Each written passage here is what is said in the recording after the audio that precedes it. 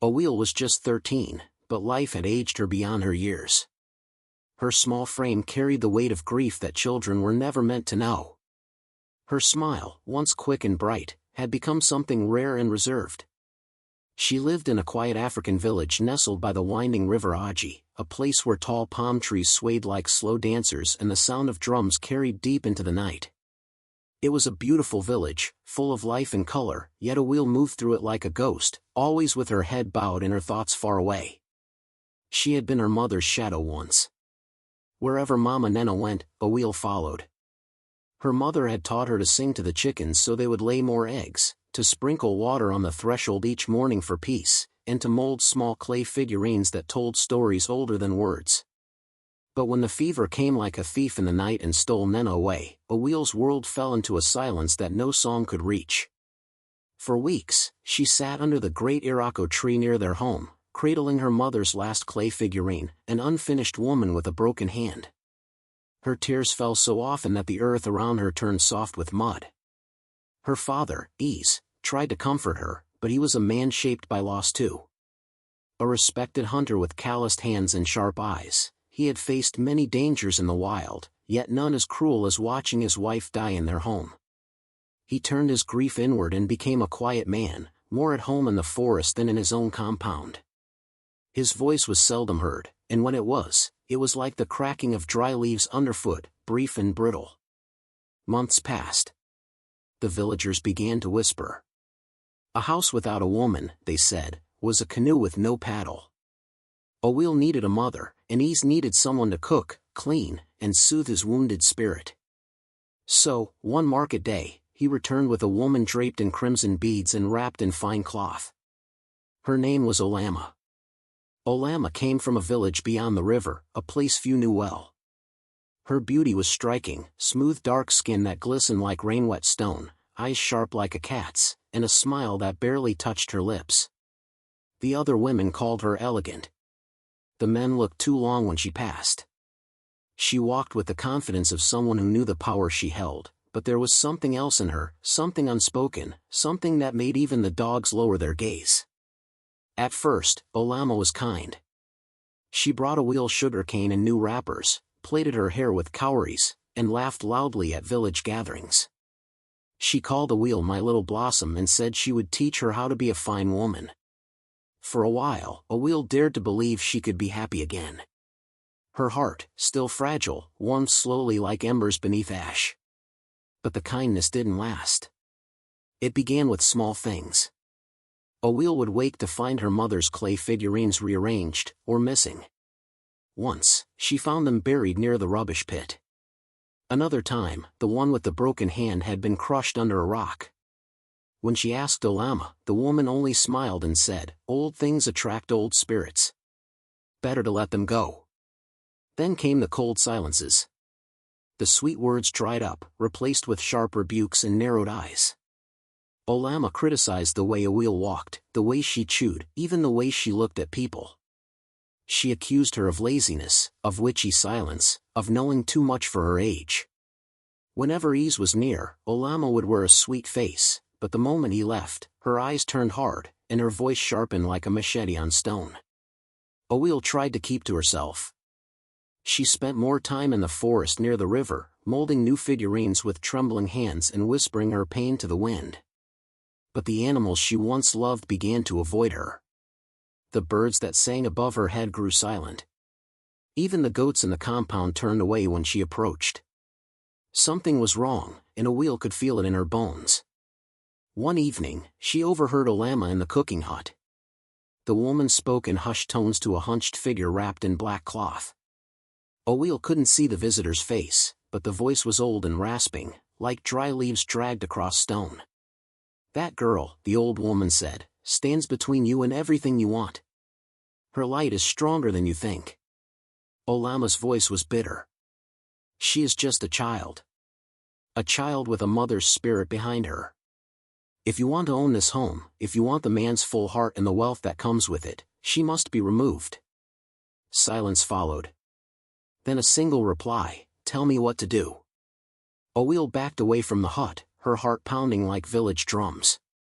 She had always feared Olama's quiet anger, but now, she understood, it was more than cruelty. It was hate, laced with fear and something darker. From that night, the compound changed. The walls felt closer. The shadows longer. A smell like burnt herbs lingered in the air, and even the wind seemed reluctant to pass through. Owil often woke at night to find the window open, though she had shut it tightly. Sometimes, her skin itched with invisible bites, and once, she woke to a thin line of ash drawn across her chest. The villagers noticed the change too. They whispered that Olama had brought strange things into the home. Some claimed they saw her in the forest at night, standing barefoot under the moon, whispering to the trees. Others said they saw her eyes turn red when she argued with a market woman. But no one said anything to ease. He was respected, feared even, and many believed what happened in a man's compound was his business alone. But Owil knew. She saw the truth in the way birds avoided their roof, in the way her father grew distant again, as if drawn into a fog. She saw it in the reflection of her clay figurines, now cracked and broken. And though she could not explain it fully, she felt it deep inside her chest, that something sacred was unraveling, and that her mother's spirit was watching, waiting, warning. And so, the girl who had once lived with sunlight in her laughter now moved through her days like a whisper, clinging to clay, to silence, and to a hope that something, anything, would save her. But the ground beneath her feet had already begun to shift. The days grew colder in ways the weather could not explain. Owil, once full of gentle wonder, now walked with the weariness of a soul twice her age. In the compound where her laughter once echoed softly against the mud walls, silence now reigned. The clay figurines, her treasures, were long gone. Her feet were often dusty, her eyes sunken, and her ribs showed more clearly with each passing week. It began subtly. Olama's voice changed when she spoke to ease about Owil. She doesn't greet properly, she'd say with a sigh, and she talks to herself. It's not right for a girl her age. But then her complaints grew sharper, more pointed. My lord, she whispered one night when Owil pretended to sleep, your game traps go empty, and the animals avoid you. You, the great hunter? No. Something has turned your luck. And I fear it may be from inside this home. Ease had always been a man who trusted his instincts, but grief had dulled his edge. When his traps continued to return empty and his spears missed more than they struck, he began to listen. When he saw Owil sitting alone again, drawing patterns in the dust with her finger, the doubt Olama planted began to grow roots. She's just a child, he mumbled. Is she? Olama leaned closer, her breath warm with herbs and lies. Or is she something else? I saw her the other night, whispering under the moonlight. I swear it, Ease. And the next morning, the stream behind our house turned red like rust. He had seen it himself. The water had darkened. And the fruit on the tree near Owil's hut had turned bitter. Something was wrong, and the more he looked at his daughter, the strange stillness, the way animals turned from her, the more he feared what she might have become. Then, the village began to turn. Crops began to spoil. Yams, healthy just days before, split open with worms. Mirrors in 2 households cracked without reason. One morning, Neka, the heavily pregnant woman who often bought Owil's carved beads, cried out in sorrow. Her baby, just weeks from being born, no longer moved. It's that girl, someone whispered. The one with the ghost eyes. She lives with the hunter and the beautiful witch, said another. The girl brings bad luck. I've seen her speak to shadows. It didn't take long before every misfortune wore Owil's face. When a cow collapsed with foam on its lips, it was said Owil's glance had cursed it. When a child ran a fever and spoke nonsense in sleep, it was blamed on Owil's evil gaze. Olama fed the fire in whispers. She stays too close to the river, she'd say. Too close to the spirits. And no one questioned it, because Olama's beauty cloaked her venom in silk. In the compound, cruelty became Owil's daily bread. Olama began to burn her mother's remaining belongings. The old wrapper that once carried baby Owil on Nena's back was thrown into the cooking fire. Owil stood by, silent, her fists clenched, the smoke stinging her eyes but not more than the grief stinging her heart. At night, when Eze was away in the forest or passed out drunk from palm wine, Olama would lock a wheel in the goat pen. The stench of urine and dung became her bed. Rats scurried near her face. And if she wept, Olama would laugh from the house. "Cry, spirit child," she mocked, "let the demons hear you." Sometimes, a wheel received food only after the chickens had pecked at it. Cold pottage, bitter soup, or hard leftover yam was tossed at her feet like waste. Yet a wheel never complained. Her body weakened, but her soul clung to something older and stronger, her mother's memory. That memory came alive in dreams. Night after night, a wheel dreamed of her mother standing at the edge of a river that shimmered like silver. Nena wore white, her feet bare, and her voice was soft yet commanding. "The earth watches, and it remembers," she whispered. A wheel would reach for her, crying, "Mama," but always wake before their fingers touched. She began to believe the dreams were more than dreams. They felt like warnings, or promises. Meanwhile, Eze was crumbling. The man who once stood tall with bow in hand now staggered through the village like a lost elder. His beard grew unkempt. His eyes, once sharp, seemed distant. He began drinking more, palm wine at midday, corn liquor at night. The death of his wife had broken him once.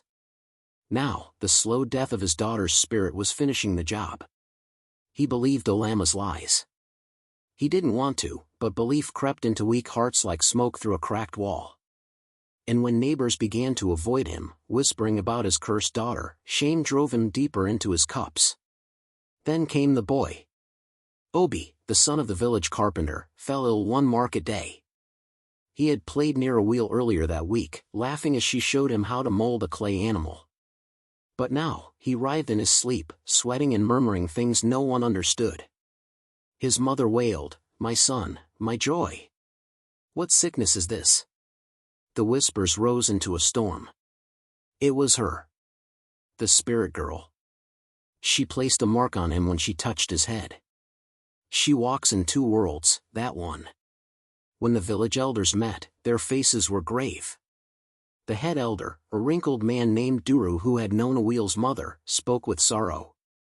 "If the child brings misfortune," he said, "we cannot ignore it. The spirits must be appeased." And so, they summoned a wheel. She stood before them, barefoot, thin, and bruised, but her spine straight. She said nothing as they accused her. She did not cry when they told her she may be sent away to live in the forest, exiled, cursed, alone. But in her heart, something burned. She saw Olama watching from the crowd, her lips curled in triumph. She saw her father looking away, unable to meet her eyes. She felt the weight of the village's fear pressing down on her like stone. And yet, in the back of her mind, her mother's voice whispered again. "The earth watches, and it remembers." And so would a wheel. The moon vanished that night, cloaking the village in a suffocating blanket of black. No owls called. No crickets chirped. The air itself seemed to hold its breath, as if nature sensed what Olama was about to do. The dark priestess had spoken only once, but her words burned into Olama's mind like fire on dry grass. "The girl's spirit is stubborn, it will rise. But if you bury her with the innocence still clinging to her breath, beneath cursed ground, she will never climb above you. She must be sealed. Her soul must choke in the earth's silence." Olama had nodded slowly, her eyes wild with something darker than fear, envy sharpened into resolve. Back at the compound, she prepared a meal, boiled yam seasoned with bitter leaf and dusted with the powder the priestess had given her. Oweel hadn't eaten all day. Her stomach groaned as the scent hit her nose. Hunger numbed her suspicion, and even though Olama watched her too closely as she chewed, she didn't stop. By the third bite, her hands trembled. By the fifth, her vision blurred. The world tilted sideways. Her legs gave out under her, and the plate shattered beside her. Oweel tried to call out, but her tongue stuck to the roof of her mouth like bark to tree sap. Olama knelt beside her, stroking her face with mock gentleness. "You should have stayed in the goat pen, spirit girl," she whispered, then called loudly for help. Neighbors gathered, lanterns flickering like ghostly eyes. Olama wept, loud, dramatic tears, declaring that Awil had always been fragile, that her spirit had never belonged here, and now the ancestors had taken her. She died in her sleep, she lied, rocking back and forth with a cloth over her head. Her body, it holds a dangerous spirit now. It must be buried before it infects the land. Before dawn, she insisted, or we'll all suffer. Some hesitated. The girl was young. The body still warm. But Olama's voice, high with desperation and fear, carried weight. People fear what they do not understand. And none wanted to risk the wrath of a spirit child's corpse turning restless. By the time the stars faded and the first whispers of morning painted the sky purple, a small group followed Olama to the forest's edge. Ease did not come. He had drunk himself to sleep, his guilt buried under a river of wine. The spot was chosen carefully, beneath the forbidden tree. No one dared speak its real name. It stood like a curse on the outskirts of the village, its roots twisted like claws and its branches gnarled as if reaching for souls. It was said those buried near it never returned, not even in dreams. There, they dug a shallow grave. Awil's body was wrapped in a torn cloth, no coffin, no prayer, no song. Only Olama's fake tears and the cold scrape of shovels. What they didn't know, what they couldn't know, was that Awil was not dead. Not truly. Her body lay paralyzed by the priestess's poison, her heart beating slow but steady. Her lungs barely moved, but they moved. Her ears still heard, and what they heard was the horror of her own burial. The soil struck her skin like slaps. Each layer heavier, colder, stealing the air and pressing down on her tiny chest. She wanted to scream. To cry. To beg. But her lips would not part. Only her mind remained awake. A prisoner in a flesh coffin. Down in the suffocating dark, fear first clawed at her. Then grief. Then rage. How could they? She thought. How could the same earth that raised me now bury me alive? Her hands refused to move. Her throat burned with the poison's grip. And slowly, her consciousness began to drift, slipping away into a quiet nothingness. That's when the cold shifted. It began as a breeze, impossible, beneath 6 feet of dirt. Then a whisper, like wind brushing against memory. A shape formed before her in the pitch black. At first it was smoke, then shadow, then skin. It was her mother. Nena's face glowed softly, like moonlight underwater. She knelt beside her daughter, brushing imaginary hair from Awil's face. "You are not done," she whispered. "You are not buried. You are planted." The words echoed, not in Awil's ears, but in her bones. "You carry more than blood, my child. You carry the earth's pain. You carry truth and vengeance. Your breath is not over. The soil does not reject you. It remembers you." From somewhere deeper, deeper than roots, deeper than time, it stirred. Something ancient. It wasn't a spirit, not entirely. It wasn't a god, either. It was older than both. It lived in the veins of the land, slumbering, watching, listening. It had seen injustice too many times. And now, with Awil's breath slipping, with her body trapped and her soul calling out, it responded. It crept into her lungs. Into her fingers. Into her scream. A scream that never reached the air, but shook the ground. The soil trembled. Just faintly. The birds near the forbidden tree fled. A fox cried in the distance. The air cooled unnaturally. In the compound, Olama shivered for no reason. Her eyes darted to the forest. In the grave, Awil's fingers twitched. Her eyes opened. The poison was breaking. But what now blinked in the dark was not just a girl. It was something more. Something returned. The burial was complete. But so was the awakening. The days that followed Awil's burial crawled by like something diseased. The sky seemed duller, as though the sun itself mourned what had been hidden beneath the earth. A weight settled over the village, a suffocating stillness, broken only by the strange things that began to happen. At first, it was the dogs. Wild dogs, usually silent in the dry season, began howling in the dead of night. Not the cries of hunger or mating, but mournful, drawn-out howls that made elders clutch their charms and whisper prayers under their breath. The howls always came from the forest's edge, where the forbidden tree stood, where the soil still bore the scars of a hurried grave. Then the wind changed. It blew not from the north or the east as usual, but from the heart of the forest, carrying with it a chill that didn't belong in this part of the world. It smelled of damp earth and rotting memories. Olama felt it first. She would wake in the middle of the night, drenched in sweat, her feet muddy though she'd never left her hut. She scrubbed them raw, but each night they were dirtier than the last. Her dreams twisted into nightmares. In one, she stood in an endless pit while hands, small, thin, and slick with mud, clawed at her ankles. In another, a wheel's face floated in the darkness, her eyes open but unseeing, lips parted just enough to whisper, "You should not have buried me." The earth remembers. Olama would wake screaming, breathless, flinging her sheets to the floor and running to check the door. She'd scan the compound, heart racing, but there was never anyone there. But the village was noticing too. A baby who had never been sick suddenly burned with fever after his mother walked near the forest. Crops with healthy stalks wilted overnight, their roots black and tangled with something red. A goat gave birth to a stillborn kid with eyes that didn't close. At first, the elders thought it was a curse, but they couldn't trace it. There had been no offense to the gods, no broken oaths. Then one night, a young boy ran screaming into his mother's arms. "I saw her," he sobbed. "By the forest. She was walking, barefoot.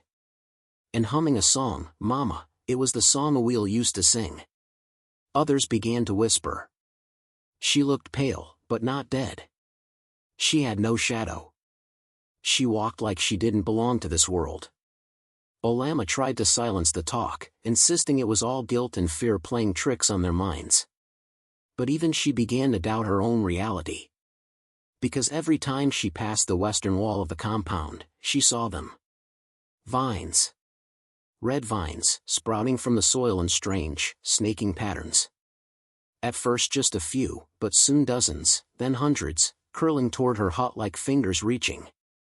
No one had planted them. No other house had them. And their flowers were unlike anything seen before, blood red, with soft petals that never wilted, and a faint scent of smoke and clay. They made her uneasy. They pulsed slightly at night, as though breathing. And then, she began to see Awil too. Not in dreams, but in flashes. A figure at the corner of her eye. Standing still near the edge of the trees. Long dark hair, a torn cloth dress, bare feet caked with mud, and a lullaby humming through the wind. Olama would blink, and the figure would be gone. But she knew. Awil had not stayed buried. Deep beneath the soil, something had changed the girl. Her body had healed slowly, but not completely. Her spirit had fused with something ancient, something older than the trees she was buried beneath. Her mother's voice had guided her, whispering the way, showing her how to stretch between the worlds of the living and the dead. How to walk in dreams. How to bend shadows. Awil no longer felt cold. No longer feared hunger or darkness. But she still felt pain, sharp, hollow pain, like an echo that never faded. She remembered everything. She remembered the sound of earth falling on her chest. She remembered Olama's voice crying false tears. And now, the earth remembered her too. Each night, she left her resting place, body pale, eyes dark as river mud. She would drift through the forest like a breeze and slip into the dreams of those who had watched her burial in silence. She stood beside them as they slept. Whispered their names. Let them see her eyes. You watched them bury me, she would say, voice low as rustling leaves. And you said nothing. Some woke sobbing. Others refused to sleep again. One old woman ran into the forest the next day and never came back. Another man cut his ears, claiming he could still hear her humming long after she left his dreams. The village knew something had returned, but it wasn't the girl they buried. It was something born of soil and sorrow. A spirit clothed in grief. And the vines kept growing. By the seventh night, they had wrapped around Olama's doorway. The flowers opened only when she passed, releasing that strange scent of clay, like the figurines a wheel used to hold close.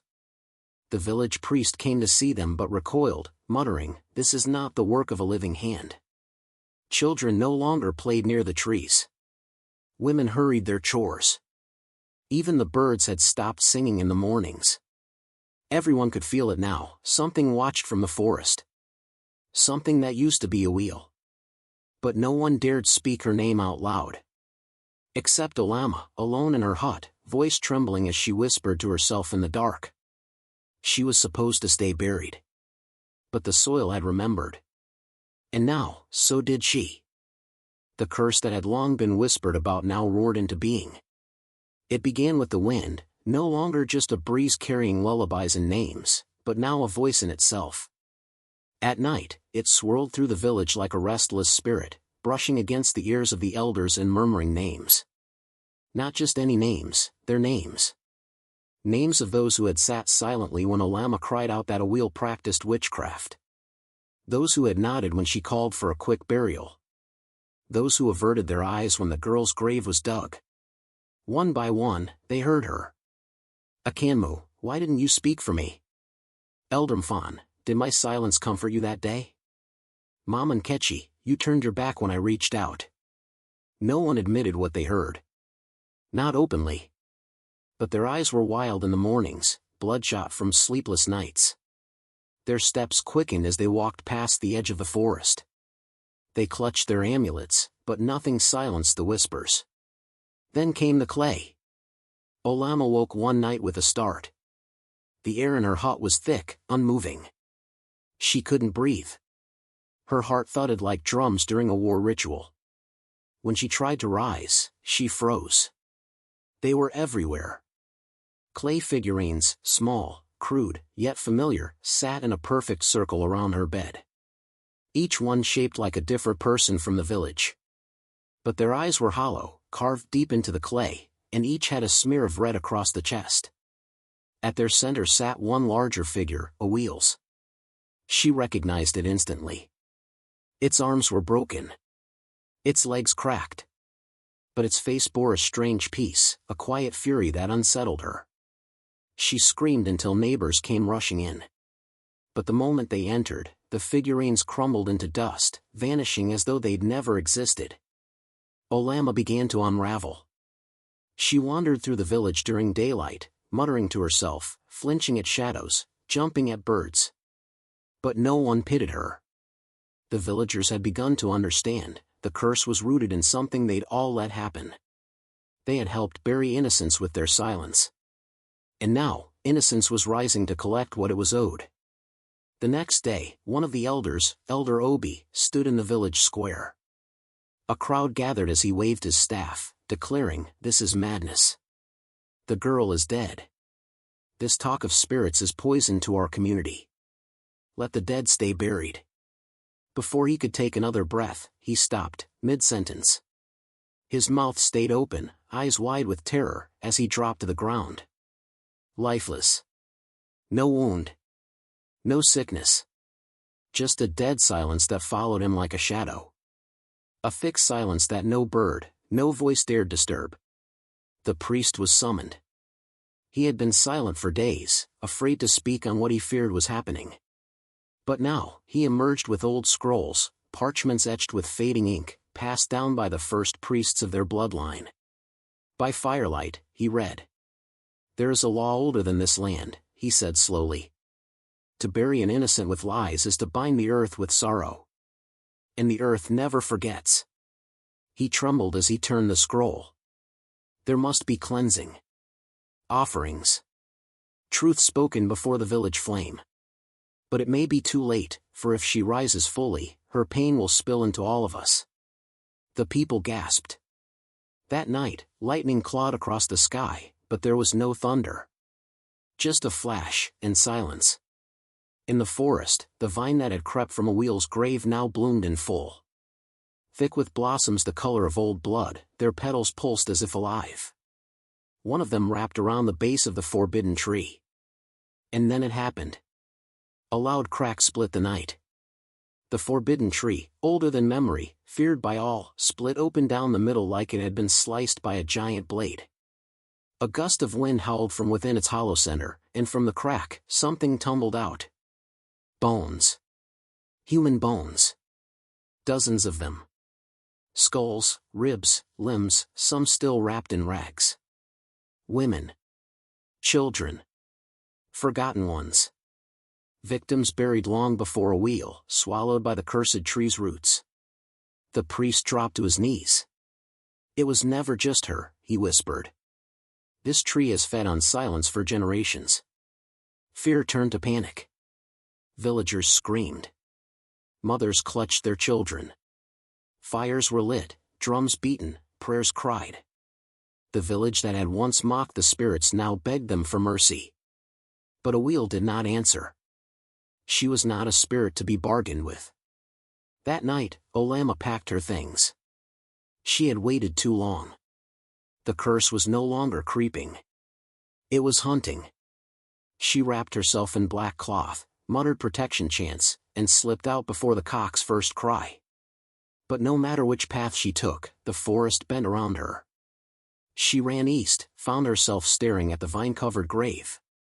She turned north, met with the base of the forbidden tree. She ran west, tripped over bones half buried in moss. South, the air thickened until she could not breathe. And always, the grave. Owil's grave. The soil around it had cracked like dry skin. The flowers had opened their widest, releasing a red mist into the air. Lightning danced again across the sky, and with it, a wind blew the dust into a spiral. Then, silence. A rumble echoed from deep beneath the earth. The vines tightened. The tree bent slightly, as if bowing. And then, the soil moved. Olama screamed as the grave split open, the earth heaving in pain and memory. Light poured from the cracked soil, not fire, not moonlight, but a cold glow like stars reflecting in dark water. From that light, something rose. First, fingers, thin and pale, but steady. Then arms. Then a face. Mud-covered, but unmistakable. Owil. No longer a child. No longer living, but not dead. She hovered slightly above the soil, eyes closed, glowing faintly as the mist swirled around her. Her hair fell in long black ropes, her feet barely touched the ground, and the wind bowed around her like she was its queen. Olama fell to her knees. She tried to scream. Tried to run. But all she could do was stare as the girl she had buried alive stood before her, no longer asking for justice, only balance. And the village, too, held its breath. Because the curse had finally awakened. And it would not sleep again. Owil stood still, barefoot on the broken earth that had once been her grave. Her body was draped in mud, vines curling around her arms like bracelets from the underworld. Her hair clung to her face in long, wet strands. She did not breathe, yet she lived. She did not blink, yet she saw everything. The night froze. Every sound that once defined village life, the hum of crickets, the rustle of trees, the soft clucks of chickens, all ceased. Even the wind, so wild before, stilled in awe or fear. The moon, full and heavy above, seemed dimmed in her presence. It was as if the world itself held its breath. And there she stood, in front of her old home. Villagers began to emerge slowly, hesitantly. First a few, drawn by the strange light that pulsed from the forest. Then more. Even the most skeptical elders, those who had mocked the idea of spirits and dismissed whispers of vengeance, stepped forward with trembling feet. Owil did not speak with her lips. But they heard her all the same. One by one, the villagers began to feel it, not just see her, but feel her. A surge of cold swept through them, and then something deeper, a vision behind their eyes, a heaviness in their hearts. It was as though Owil had become part of the air itself, entering their very souls. Suddenly, they were inside her memories. They were in her tiny room, watching as Olama tore her mother's cloth into rags and threw her late mother's figurines into the fire. They were in the goat pen with her, the floor wet with urine, rats crawling beside her, her ribs showing through her thin dress. They felt the sting of Olama's slap, the ache of going to bed hungry, the shame of being called evil by those who once carried her as a baby. They felt the cold earth as it swallowed her. And most of all, they felt her loneliness. That deep, hollow pain of being abandoned by a father who once loved her, of being feared by people she only ever tried to love. Some villagers dropped to their knees, gasping. Others sobbed openly. A few vomited from the sheer weight of her sorrow. Then Awil turned her glowing eyes toward her stepmother. Olama stood paralyzed, her entire body trembling. Her lips quivered, but no words came.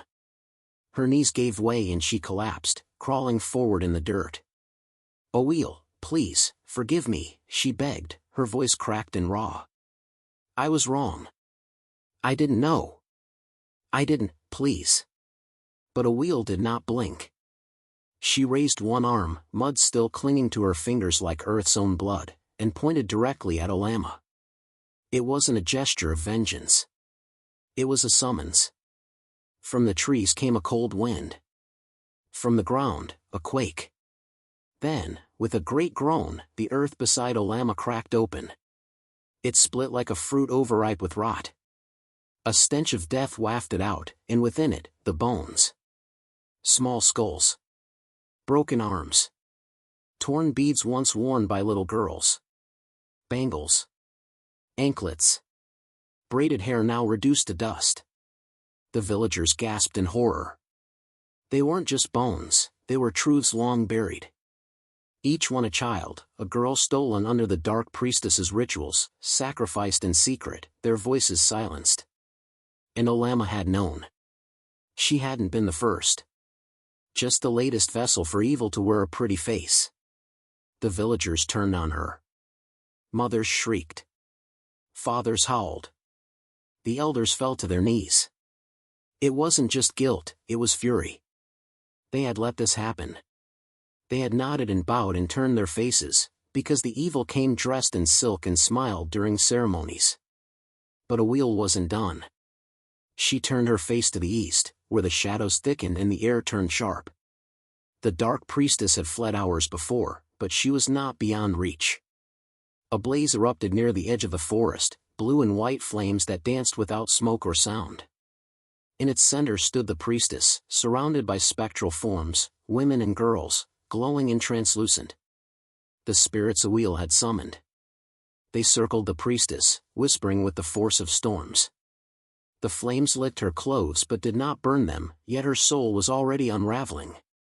Her screams echoed through the trees, rising like the cries of trapped birds. And then, silence. Where the fire had been, only ashes remained. The priestess was gone. Taken. Judged. Awil turned back to the village. She did not smile. She did not weep. She only watched as the villagers began to lower their heads, not out of fear now, but shame. They had not only buried a girl.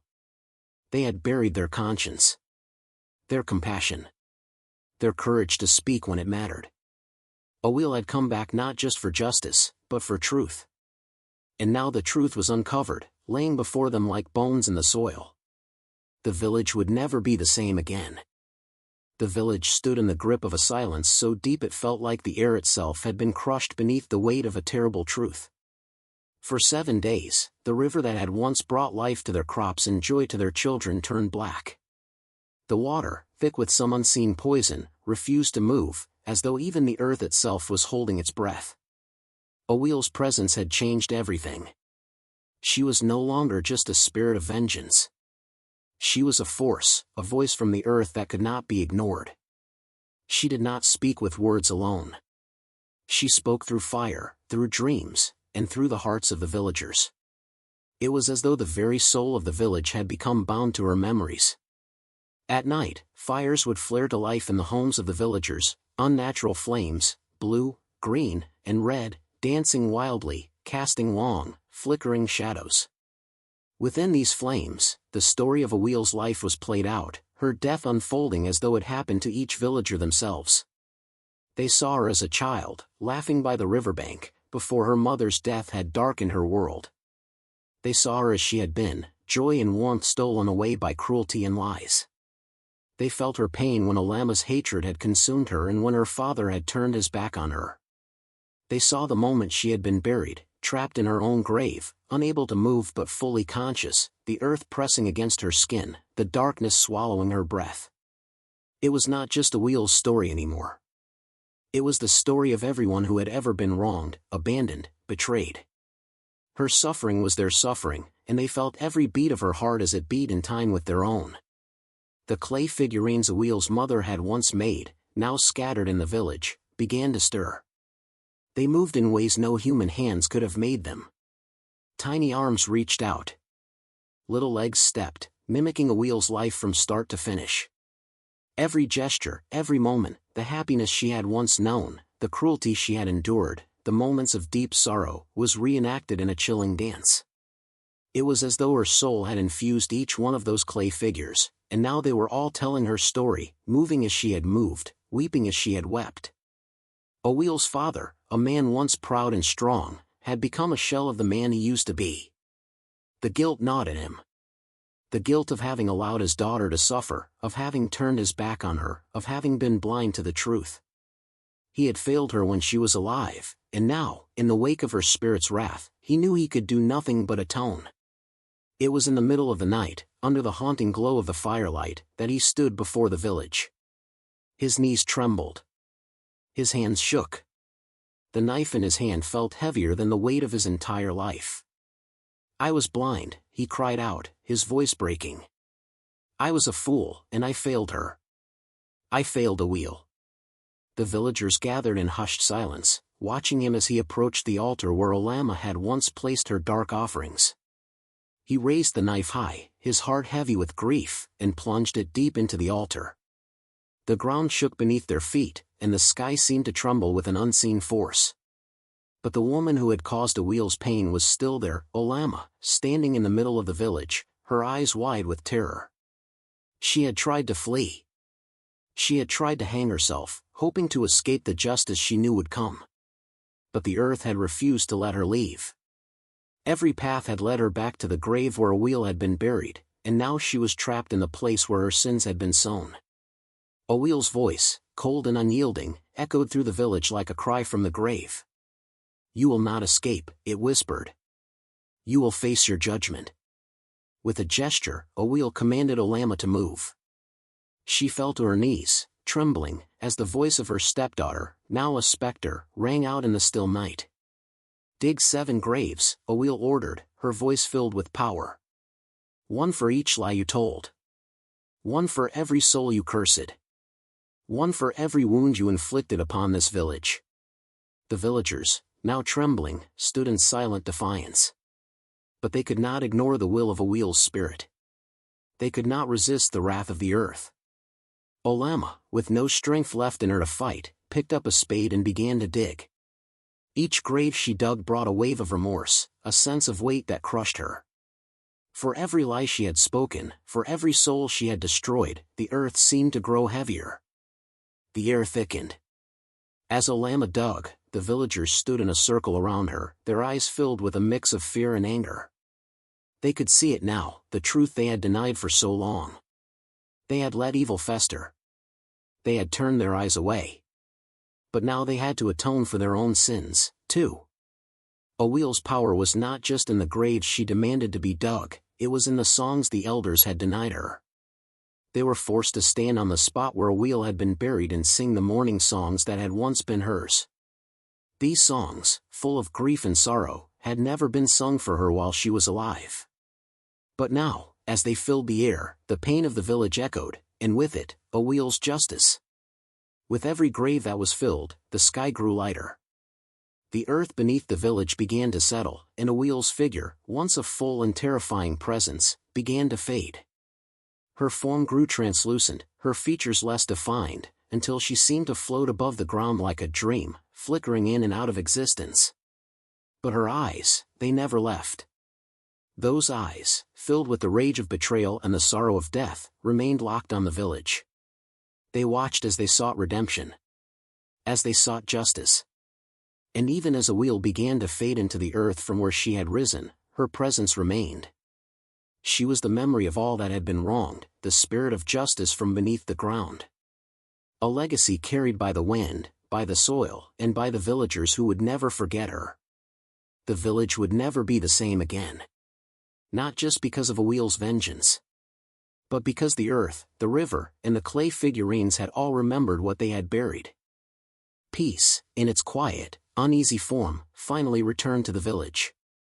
The days no longer carried the weight of a wheel's vengeance, but they were forever marked by her story. The once bustling village, now subdued, moved with a slow but deliberate rhythm, each footfall echoing with the remembrance of what had passed. A shrine was built near the place where a wheel's grave had been, sacred ground, hallowed by the earth that had once consumed her. The villagers, mindful of what their silence had cost them, made it a point to honor a wheel's spirit every year. The shrine was simple, made of stone and clay, with small offerings of flowers and food, as though to acknowledge that what had been buried, what had been forgotten, had never truly gone away. Every year, on the anniversary of her death, something extraordinary happened. The river, which had once run black with the poison of grief, now sang. Its waters, clear and bright, rippled in a melody that no human voice could ever replicate. It was as if the river itself had become an extension of a wheel's spirit, a song of remembrance, a reminder of the price paid for silence and injustice. Her favorite red flowers, bright, bold, and wild, would bloom across the village, springing up in places where they had never been seen before. They adorned the paths, the graves, and the trees, their crimson petals a symbol of the life that had been taken but never fully erased. The children of the village grew up with the story of a wheel. It was no longer just a cautionary tale, it was a fundamental lesson. They were taught to speak up when they saw cruelty, to never let the weight of injustice sit unanswered.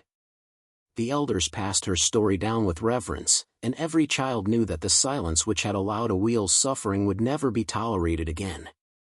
But not all who had wronged a wheel found peace. Olama, the woman who had caused so much pain, was banished from the village. She wandered through the forests, broken and mad. The spirits of the other girls, the ones she had wronged in her twisted rituals, haunted her every step. Their voices, sharp and accusing, rang in her ears. They did not allow her rest. Olama had once wielded power over them, but now she was nothing more than a shadow, a woman running from the ghosts she had created. Her once beautiful face, twisted by greed and cruelty, had become a mask of madness.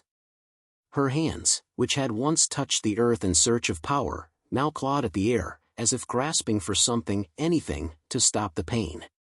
But there was no salvation for her. No redemption. She was lost, a ghost among the trees, chased by the spirits of the girls she had helped to destroy. Owil's father, too, could not escape the weight of his guilt. The man who had once been a skilled hunter, respected in his village, was now a shadow of the man he had been. He had given up his past, retreating into a life of silence and penance. He became a monk, dedicating the remainder of his life to caring for Owil's shrine.